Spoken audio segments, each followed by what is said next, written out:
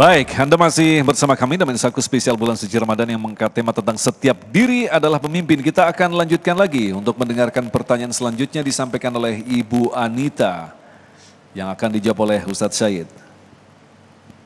Assalamualaikum warahmatullahi wabarakatuh. Mohon izin bertanya Pak Ustadz. Pertanyaannya adalah bagaimana ciri-ciri pemimpin yang ideal dalam ajaran Islam? Mohon pencerahannya Pak Ustadz. Masya Allah. Terima kasih. Wassalamualaikum warahmatullahi wabarakatuh. Waalaikumsalam warahmatullahi wabarakatuh. Masya Allah, tabarakallah. Jadi pemimpin itu sebagaimana tadi qori kita membaca Al-Quran surat An-Nisa ayat 58 dengan 59.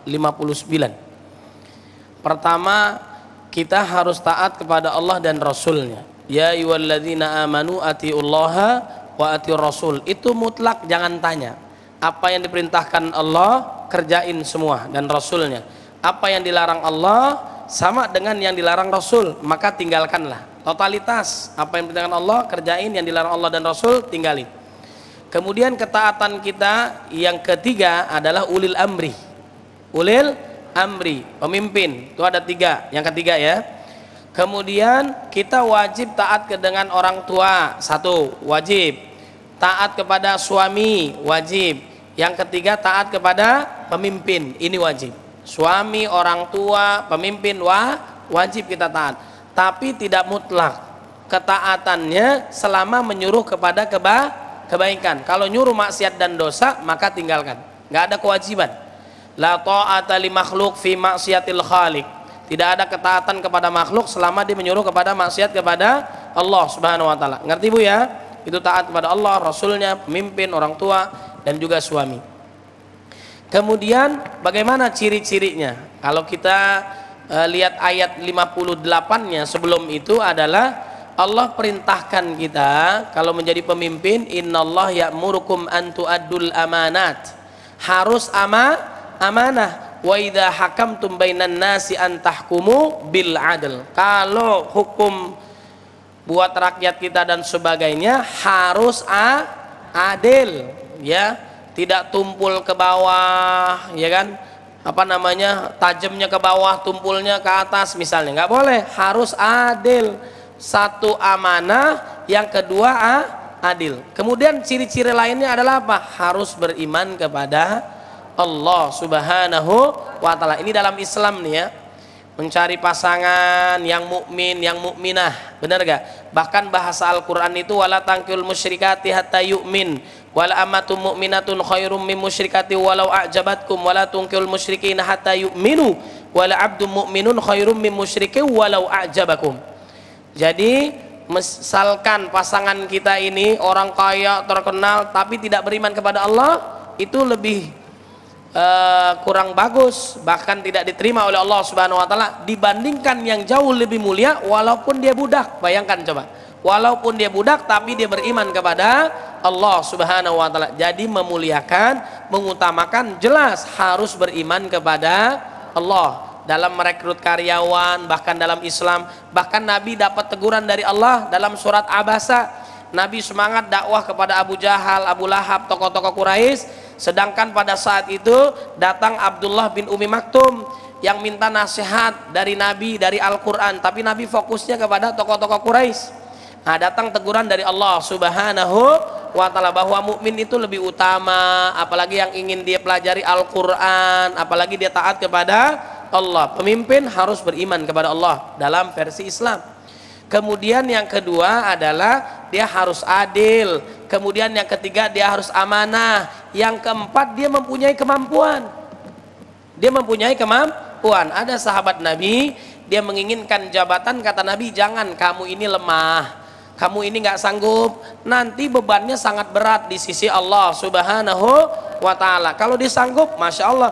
Bahkan kalau di zaman Nabi dulu, para sahabat juga menjadi khalifah, itu saat dipilih pun sedih, ya, bukan dia syukuran, bahkan layaknya taubatan ya, gitu ya, bukan syukuran. Kenapa? Ini ujian dari Allah Subhanahu wa taala. Salah melangkah, melakukan kezaliman, neraka balasannya dari Allah Subhanahu wa taala. dulu ya Umar bin Abdul Aziz ya salah satu pemimpin Islam, gara-gara ada binatang yang tersesat, gara-gara jalanannya rusak, itu dia tobatnya kepada Allah luar biasa. Sekarang jalanan rusak, gara-gara jalanan orang ada yang wafat, bener nggak? Kesandung, keselip, jatuh dan sebagainya, itu berat di hadapan Allah Subhanahu Wa Taala. Kemudian di zaman Umar bin Abdul Aziz juga itu sahabat-sahabat bukan yang banyaknya mustahiknya, bayangkan ini yang penerima zakatnya nggak ada, semuanya muzaki, masya Allah, ini luar biasa, ada kepedulian. Sebagaimana tadi juga Amirul Mukminin Umar bin Khattab radhiyallahu an ngecek malam hari, siapa yang lapar, siapa yang haus, tanggung jawab dia. Anda nggak sanggup, jangan main-main. Kalau Anda sanggup, perhatikan. Saya tinggal di Jakarta Selatan, ayah bunda, saya coba latihan. Kata ulama, tidak sempurna iman seorang sampai dia peduli dengan bangsanya. Nabi adalah orang yang sangat dermawan. Karena Nabi sallallahu alaihi wasallam ajwadan nas wa ajwadu ma yakunu fi Ramadan. Lebih-lebih lagi di bulan Ramadan, seperti angin yang berhembus. Jangankan manusia, hewan pun diberikan oleh Nabi Muhammad SAW. Jangankan mukmin, kafir pun diberikan oleh Nabi Muhammad SAW. Nah, saya latihan nih, saya datang ke janda-janda, janda tua disantuni, janda muda dinikahin, bukan ya. Saya kumpulkan di Jakarta Selatan, Bapak Ibu coba kumpulkan orang-orang yang membutuhkan, saya datangi. Kita latihan seperti Amirul Mukminin, mudah-mudahan diberkahi oleh Allah Subhanahu wa Ta'ala. Dan di surga banyak orang yang susah bu di dunianya, fakir miskol, fakir kuota, bukan ya. Orang-orang susah itu banyak dimasuk surganya Allah. Ini hiburan buat kita ya. Justru yang masuk surga itu masuk neraka itu orang-orang yang sombong, tidak amanah, tidak adil. Nauzubillah min dzalik. Baik, terima kasih. Selanjutnya Bapak Yuliarto yang akan dijawab oleh Ujai. Silakan. Bismillahirrahmanirrahim. Assalamualaikum warahmatullahi wabarakatuh. Langsung saja pada pertanyaan Pak Ustadz.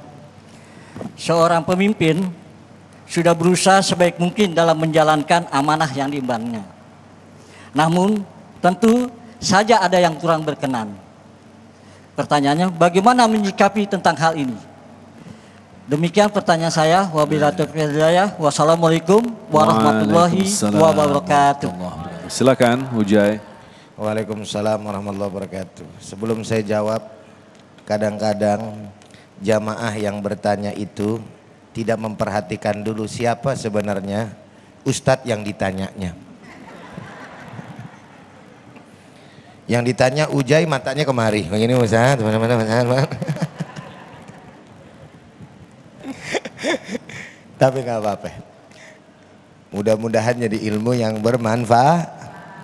Begini Pak, setiap dari kita pasti punya salah apa enggak? Dan pasti terjatuh kepada kesalahan atau enggak?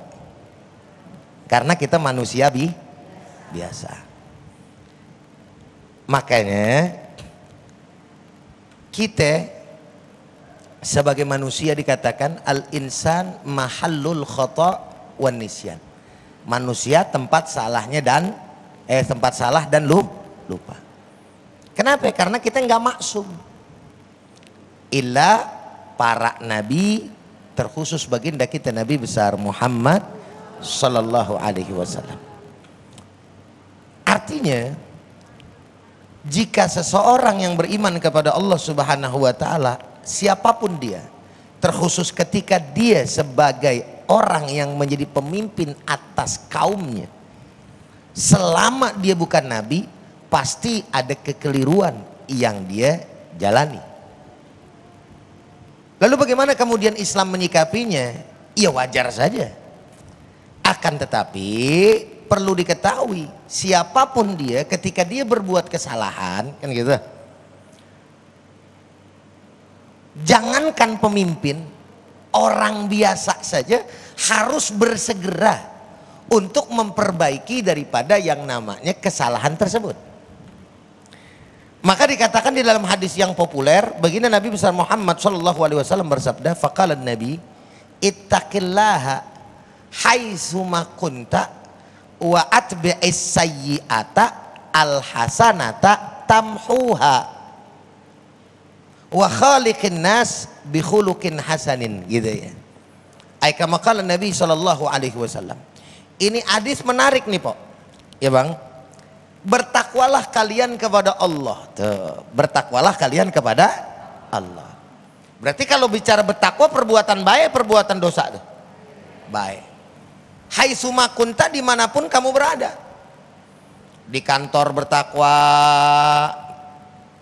di masjid, apalagi di rumah bertakwa, gitu kan. Di tempat ibadah, apalagi di semua tempat, hai summa kunta. Tapi Allah maha tahu hamba-hambanya. Karena kita ini bukan orang yang maksum, makanya Nabi juga nyuruh wa'at bi'is sayyi'ata al-hasanata. Ikutilah yang namanya keburukan ente. Artinya kalau kita udah terlanjur buat salah, buat kekhilafan, iringin tuh kesalahan buru-buru al-hasanata dengan kebaikan. Tuh, dengan amal yang soleh. Maksudnya adalah tipikal karakter orang yang beriman itu, ya, dia paham dirinya tuh bukan maksum, pasti bisa terjatuh daripada yang namanya kesalahan dan dosa.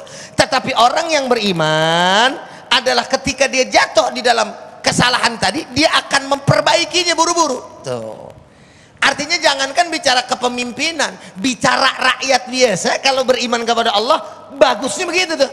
Emang kudunya begitu, apalagi yang namanya pemimpin. Tapi timbul pertanyaan juga, apakah kemudian kesalahan ini hanya karena keteledoran? Itu yang menjadi persoalan.